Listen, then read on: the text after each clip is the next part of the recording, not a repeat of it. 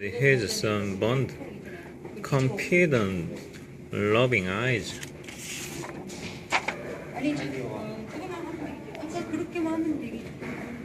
But he knew he had attended, and he knew it was not disgraceful, and it carries no loss of true pride.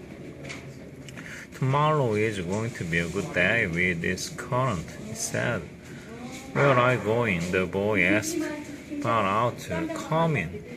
When the wind shifts, I want to be out before it's light.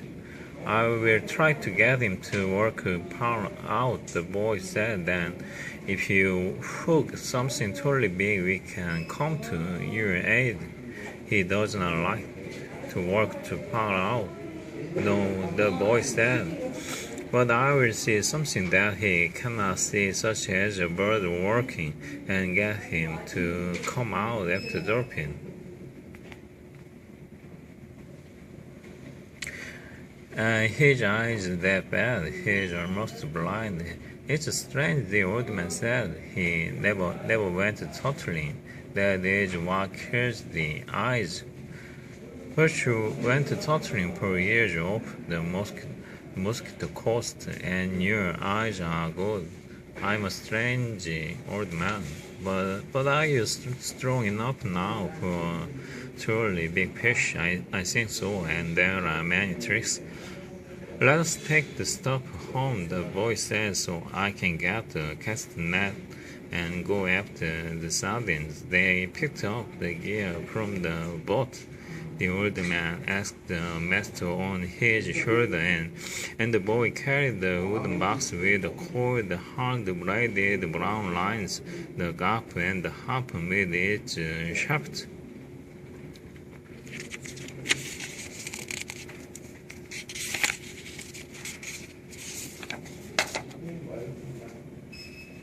The box with bites were under the stone of scalpel along with the club that was used to subdue the big fish.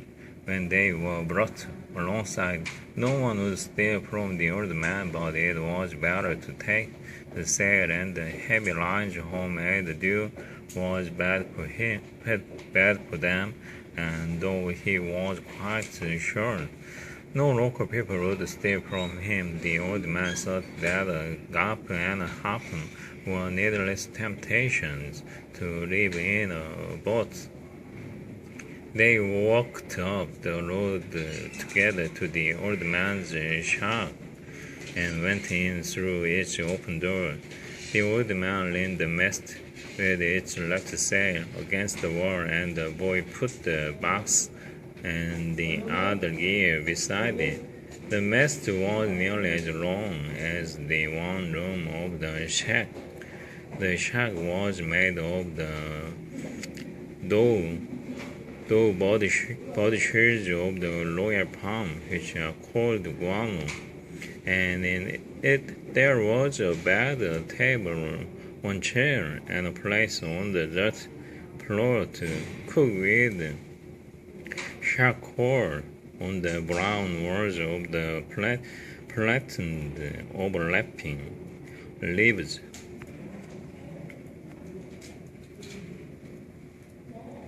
Of the sturdy fibered guano, there was a picture in color of the Sacred Heart of Jesus and another of Virgin of Cobra. There was a relics of his wife. Once there had been a candid photograph of his wife on the wall, but he had taken it down because it made him too lonely to see it. It was on the shelf in the corner under his clean shirt.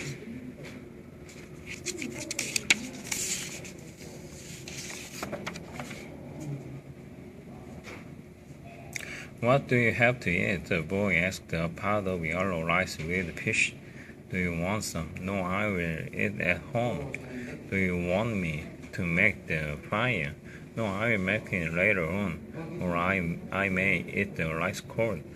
May I take the castanet? Of course, there was no castanet, and the boy remembered when they had sold it.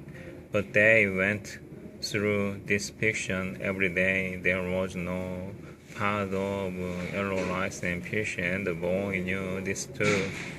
85 is a lucky number, the old man said. How would you like to see me bring one in that dressed out over 1,000 pounds? I'll get the cast net and go for sardines. We'll sit in the sun in the doorway.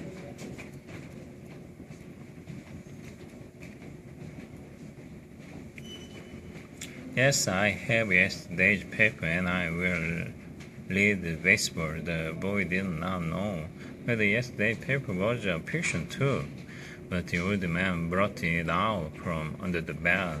Parker gave it to me, and Bodega, he explained, I'll beg when I have the sardines. I'll keep yours and mine together on ice, and we can share them in the morning. When I come back, you can tell me about the baseball. The Yankees cannot lose, but I fear the Indians of Cleveland have faith in the Yankees. My son, think of great DiMaggio. I fear both the Tigers of Detroit and the Indians of Cleveland. Be careful, you will fear even the Reds of Cincinnati and the White Sox of Chicago.